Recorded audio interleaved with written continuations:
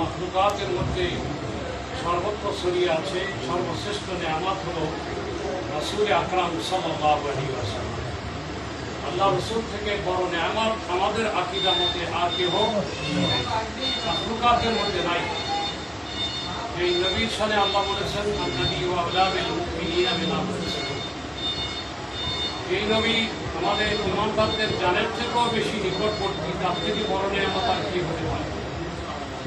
যাই হোক, রাসূল আকরাম সাল্লাল্লাহু আলাইহি ওয়াসাল্লামকে আমরা পেয়েছি আহাদিসে হুজুরের জাত ও সিফাত, হুজুরের মাকুলাত ও মালফুজাত, হুজুরের কথাবার্তা, হুজুরের শান যেমন আমরা পেয়েছি কোরআনের মাধ্যমে ইজমালিভাবে, হাদিসের মাধ্যমে পেয়েছি আমরা তাফসীরিভাবে। অতএব আজকের এই খতমটা হলো, যদিও কোরআন কারীমের খতম আছে মৌলিকভাবে, কিন্তু বুখারী শরীফকে কেন্দ্র করে আজকের এই খতম, এটা অত্যন্ত একটা নিয়ামত এবং বরকতময় খতম। আমি পূর্বিচার খতমে বলেছিলাম যে ইদানিংকাল সালাফিরা প্রশ্ন করে থাকে যে বুখারী খতমের পারা করে করে এভাবে তেলাওয়াত করে খতম করা এগুলা জায়েজ আছে কিনা, এগুলার ব্যাপারে কোনো সওয়াব আছে কিনা, এটা নিয়ে আলোচনা করেছিলাম। এই ব্যাপারে আরব ও আজমের সমস্ত উলামায়ে কেরাম একমত যে ফি কিরাআতিল আহাদিস, হাদিস কিরাতের মধ্যে আজরুন সওয়াব আছে। এটার উপরে ইবনে বাস পর্যন্ত ফতোয়া দিয়েছে, ইবনে হুসাইমিন ফতোয়া দিয়েছে, তারপরে সালেহ আল ফাওজান উনি ফতোয়া দিয়েছেন, মিশর আল আজহার ইউনিভার্সিটির আলী জুমা ফতোয়া দিয়েছেন। বিশেষ করে বর্তমান বিশ্বে তিনি সবচেয়ে বড় হাফিজুল হাদিস, তিনি হলেন আহমদ উমর হাশেম। তিনি আল আজহারের সাবেক শেখুল আজহার, তিনি 1 লক্ষ হাদিসের হাফেজ। উনিও ফতোয়া দিয়েছেন যে হাদিসে পাক, আল্লাহ রসুলের হাদিস তেলাওয়াতের ভিতরে সওয়াব আছে। সুতরাং এই তেলাওয়াত নিয়ে যারা সালাফিরা বলে যে এটাতে কোনো লাভ নাই, তাদের কথার কোনো গুরুত্ব নেই, যেহেতু বিশ্বের বিখ্যাত মুহাদ্দিসিনে কেরাম এবং যারা শায়েখ তারা বলেছেন সওয়াব আছে। সুতরাং আমরা একটা সওয়াবের কাজ করেছি আপনাদের। এখন আমি আজকে একটা ব্যতিক্রম বিষয় আপনাদের সামনে অবতারণা করব। সেটা হলো বর্তমানে কি ষড়যন্ত্র চলতেছে এই কোরআন এবং হাদিস নিয়ে, তার একটা চিত্র আপনাদের সামনে তুলে ধরব। সেটা হলো ওরিয়েন্টালিস্ট, যারা প্রাচ্যবিদ নামে একটা ওরিয়েন্টালিস্ট ইন্টারন্যাশনালি সারা বিশ্বের মধ্যে একটা বিভ্রান্তি ছড়াচ্ছে। সেটা হলো প্রথমে কোরআন নিয়ে, তারপরে বুখারী শরীফকে। কোরআন নিয়ে কি শুরু করেছে আপনারা ইতিপূর্বে জানতে পারছেন যে জার্মান থেকে একটা কোরআন বের হয়েছে, যে কোরআনের সূরার তারতিবকে নতুন করে সাজানো হয়েছে। এই ওরিয়েন্টালিস্টের মূল উদ্দেশ্য হলো মুসলমানদের মধ্যে বিভ্রান্ত ছড়ানো, অর্থাৎ আমাদের দ্বীন নিয়ে, আমাদের কিতাব নিয়ে, আমাদের হাদিস নিয়ে তারা একটা যারা জ্ঞানী গুণী, যারা মোটামুটি ইন্টেলেকচুয়াল, যারা বুদ্ধিজীবী, তাদের মধ্যে একটা বিভ্রান্তি সৃষ্টি করে ইসলামকে প্রশ্নবিদ্ধ করা তাদের একটা সুকৌশল। এই সুকৌশলের একটা হলো এই জার্মানির আল কোরআন। ওখানে একজন মুসলমান সে কোরআন বের করেছে, সে বলছে যে এই যে কোরআন প্রচলিত আছে, হযরত ওসমান রাদিয়াল্লাহু তাআলা যে কোরআন পেশ করেছেন, এই কোরআনের তারতিব ঠিক নেই। কেন? যেহেতু সবার আগে নাজিল হয়েছে সূরা আলাক, অতএব নাজিলের দিক থেকে সূরা আলাক থাকবে আগে, তারপর নাজিল হয়েছে সূরা মুদ্দাসসির এই সূরা আসবে, তারপর নাজিল হয়েছে সূরা ফাতিহা, তারপর আসবে সূরা ফাতিহা। এভাবে তারা কোন আয়াত কখন নাজিল হয়েছে ওই আয়াতের সূত্র ধরে তারা একটা নতুন সূরার তারতিব পেশ করেছে। এটা দিয়ে বলতেছে যে এই কোরআন আসল কোরআন না,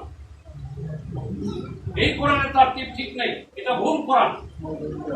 সবাই বলেন না সম্বন্ধে আমরা তো খবর রাখি না, আমরা তো খতম করতেছি, ওয়াজ করতেছি, আর আমরা সুন্নিরা মারামারি করতেছি, এই গ্রুপ ওই গ্রুপ, গ্রুপিং সৃষ্টি করতেছি। বিশ্বের মধ্যে কি ষড়যন্ত্র চলতেছে এটা সম্বন্ধে আমাদের কোনো খবর নাই। এই ষড়যন্ত্র এটা একটা মূলত ইহুদিদের একটা চক্রান্ত। ইহুদিরা তো মারাত্মক। দেখেন এই ইহুদিরা ঈসা আলাইহিস সালামকে হত্যা করলো।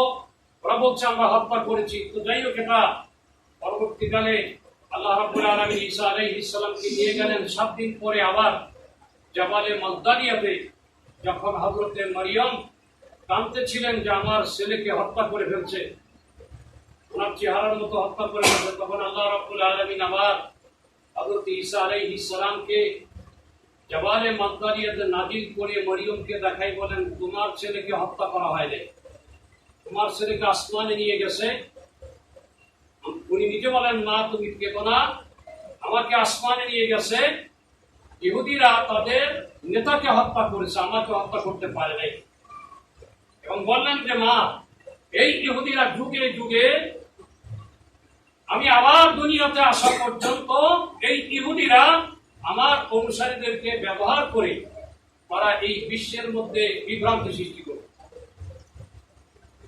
একটা গোপন তথ্য, এই ঈসা আলাইহিস সালাম সেই কথা বলে গেছেন। এবং ইহুদিদের ব্যাপারে আল্লাহ বলছেন দুরিবাত আলাইহিমুয যিল্লাতু ওয়াল মাসকানা, তাদের জন্য জিল্লাত, তাদের জন্য রিফিউজি লাইফ, তারা যাযাবর। কিন্তু তারা বিশ্বের মধ্যে প্রতিষ্ঠিত হবে আরেকটা ধর্মের লোকদেরকে দিয়ে। এটার জন্য ঈসা আলাইহিস সালামের ইন্তেকালে 200 বছর পরে শাওল নামের এক ইহুদি সে স্বপ্নে দেখলো যে ঈসা আলাইহিস সালাম আল্লাহর পুত্র, এটা প্রকাশ করলো। এই শাওলের নাম পরবর্তীকালে হয়ে গেল সেন্ট পল। এই সেন্ট পল একটা খণ্ড ইনজিল কিতাব দিয়া তারপর সে ছিল ইহুদি। সেই ইহুদির এই পরবর্তীকালে বিশ্বের মধ্যে খ্রিস্টান ধর্মকে ইউজ করে সারা বিশ্বের মধ্যে বিভ্রান্তি ছড়াচ্ছে। বর্তমানেও এই খ্রিস্টান পাগলেরা বুঝে না, তাদেরকে ব্যবহার করে এই ইহুদিরা বিশ্বে বিভ্রান্তি সৃষ্টি করছে। এবং খ্রিস্টান আর ইহুদিদের মূল চক্র মিলে জার্মানিতে এই কোরআন বের করছে। এই কোরআন নিয়ে এখন আমেরিকায় অনেক বাংলাদেশ থেকে মুসলমানরা গেছে, যারা বাঙালি আমেরিকান, ওরা পর্যন্ত তাদের দিকে বায়াস হয়ে তারা এই কোরআনের দিকে বলতেছে এই কোরআনটা তো ঠিক না, ওই যে কোরআন ওসমান পড়াই ফেলছে ওখানে ঠিক ছিল। ওই কোরআনে নিয়ে তারা এখানে বিভ্রান্তি ছড়াচ্ছে যে ওই কোরআন শিখলো ওখানে আমাদের এই তাত্ত্বিক ছিল, এই কোরআন তোমরা বিশ্বাস করিও। এই যে একটা বিভ্রান্তি, এটার জন্য একটা এই মতবাদকে এই ওরিয়েন্টালিস্ট প্রাচ্যবিদ, যেহেতু প্রাচ্যের ভিতরে ইসলাম বেশি, এই জন্য এদের ভিতরে কিভাবে বিভ্রান্তি সৃষ্টি করা যায় সেই কৌশল তারা কাজ করতেছে। এখানে একটা কোরআন নিয়ে আরো কত কথা, বিভিন্ন সূরার নাম নিয়ে, আয়াত নিয়ে কত, এটা নিয়ে আপনারা হয়তো গবেষণা করছেন কিনা, আমি এটা নিয়ে অনেকটা রিসার্চ করতেছি যে সিরিয়াস পর্যায়ে একেবারে বাংলাদেশের মধ্যে অনেক ওরিয়েন্টালিস্ট তৈরি গেছে, অনেক। এবং জ্ঞানী বুদ্ধিজীবী যারা ইন্টেলেকচুয়াল, তাদেরকে নিয়ে তারা একটা দল গঠন করতেছে, অথচ আমাদের খবর নেই। 2 নম্বর হলো হাদিস নিয়ে। এই হাদিস নিয়ে আপনারা ইতিপূর্বে জানেন ডক্টর হাশমি নামের এক ব্যক্তি এত সুন্দর আরবি উচ্চারণ করে, অথচ ডক্টর মানে মাখরাজ সহ আরবি উচ্চারণ করে। সে একটা বিভ্রান্তি ছড়াই দিচ্ছে যে সহিহ বুখারী এটা 200 বছর পরে এটা মানে তারিফ হয়েছে, এটা লেখা হয়েছে। সুতরাং এই বুখারী 200 বছর পরে সহিহ হয় কি করে? 200 বছর পরে সহিহ হবে না, এটা এই বিভ্রান্তি ছড়াই পড়েছে। অতএব এই বুখারীকে মানা যাবে। এই হিসাবে তারা প্রায় 85টা হাদিসকে তারা কোট করেছে। কোট করে বলছেন যে এই হাদিসগুলা দেখেন এখানে কোনো মিল নাই, এটা এই হয়েছে সেই হয়েছে ইত্যাদি বলে যে ইমাম বুখারী আন্দাজের উপরে এই কিতাব লেখছেন। এইভাবে এটার সাথে আবার যোগ হয়েছে কে? এটার সাথে যোগ হয়েছে নাসিরউদ্দিন আলবানী। নাসিরউদ্দিন আলবানী পৃথিবীর মধ্যে সবচেয়ে একটা ফাজিল আর শয়তান, যাকে বাংলাদেশের সালাফিরা বলে মুহাদ্দিসে আযম। যে নাসিরউদ্দিন আলবানী ইমাম বুখারীর কিতাবকে দুই পার্ট করে ফেলছে, একটা সহিহ বুখারী, একটা যঈফ বুখারী। আদাবুল মুফরাদকে দুই ভাগ করছে, একটা হলো সহিহ আদাবুল মুফরাদ আর একটা হলো যঈফ আদাবুল মুফরাদ।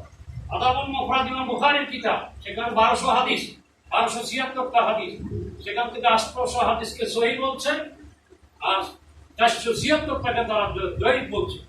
এভাবে বিভ্রান্তি সৃষ্টি করে বলতেছে এই বুখারী সেই বুখারী নয়, এই বুখারীর কিতাব হাদিস ঠিক নাই, নাউযুবিল্লাহ। তাহলে দেখেন কিভাবে বিভ্রান্তি সৃষ্টি করতেছে। অথচ ইমাম বুখারী রাহমাতুল্লাহ আলাইহি যেই শব্দে হাদিস তিনি জমা করেছেন সেই শব্দগুলো তো কঠিন শব্দ। এক নম্বর ইত্তিসালুস সানাদ, রাবীদের মধ্যে ইত্তিসাল যার থেকে বর্ণনা করেছেন যিনি করেছেন উভয়ের সাথে ওনার শব্দ হলো সাক্ষাৎ। ইমাম বুখারীর শব্দ হলো মুআসারা, এক জামানার হওয়া, আর ওনার শব্দ হলো যে ওস্তাদ ছাত্রদের মধ্যে দেখা হতে হবে। এটা কত বড় কঠিন শব্দ। দুই নম্বরে হলো জব্তুর রুয়াত, রাবীদের জব্দ ঠিক থাকতে হবে, যেভাবে শুনছে ওইভাবে আকৃষ্ট না করে হুবহু শোনাবে।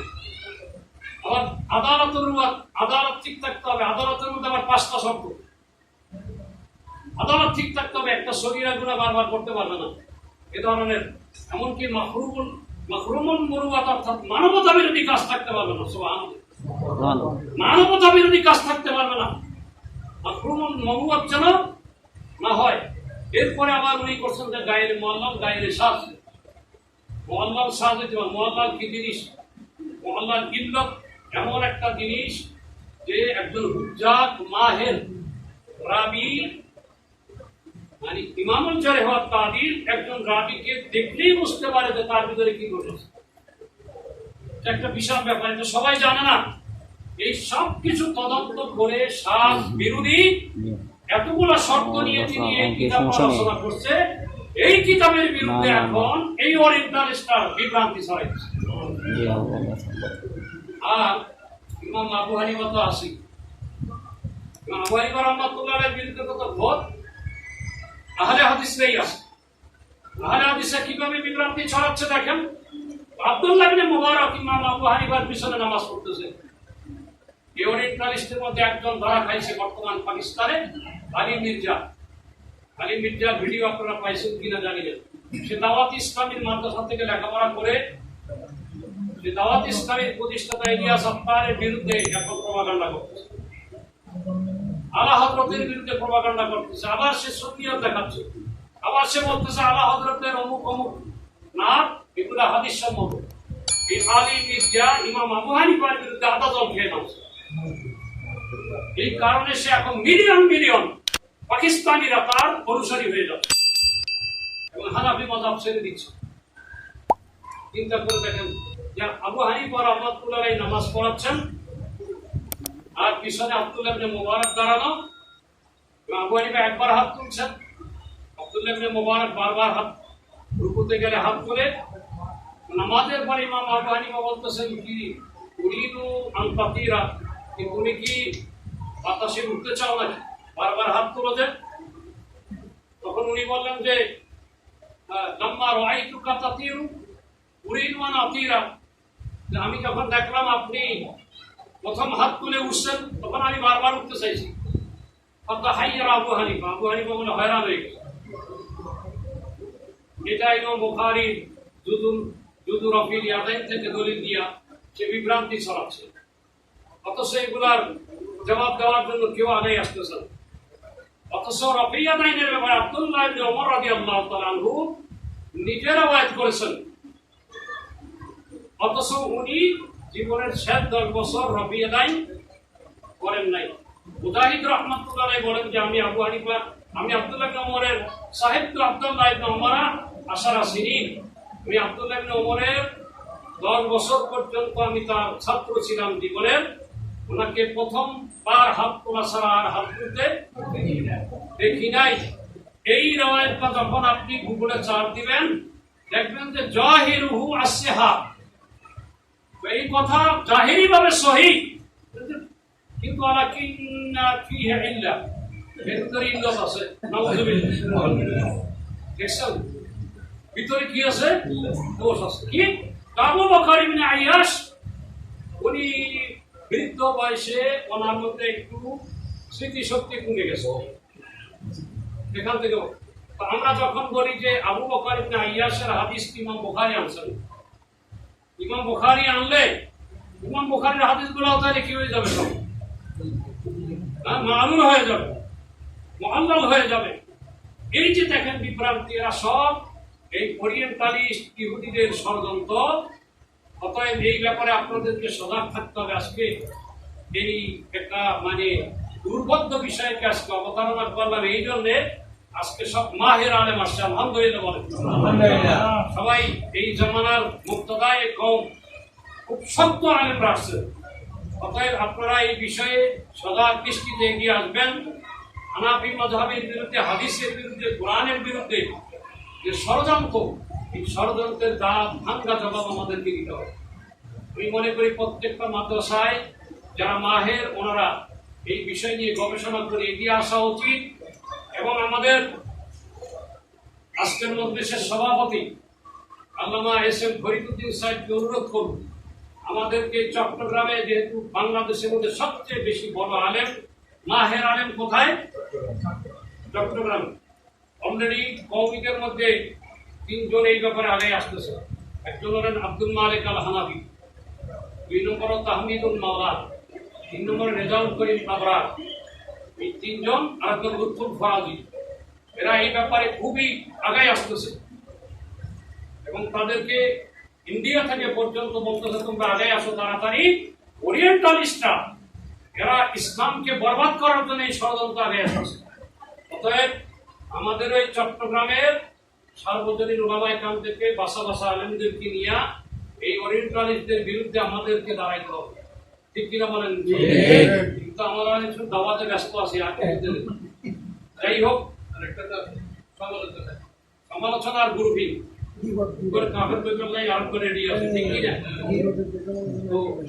সুতরাং এই আমাদেরকে আজকের এই খতম থেকে অনুরোধ করব, এই ব্যাপারে একটা কেন্দ্রীয় ভাবে আমাদের উদ্যোগ নেওয়া দরকার। এই ওরিয়েন্টালিস্ট এখন থেকে আপনারা গবেষণা করবেন। ওরিয়েন্টালিস্ট নিয়ে আপনি গুগলে চাপ দিবেন, দেখবেন, পাবেন, সব তথ্য পাবেন।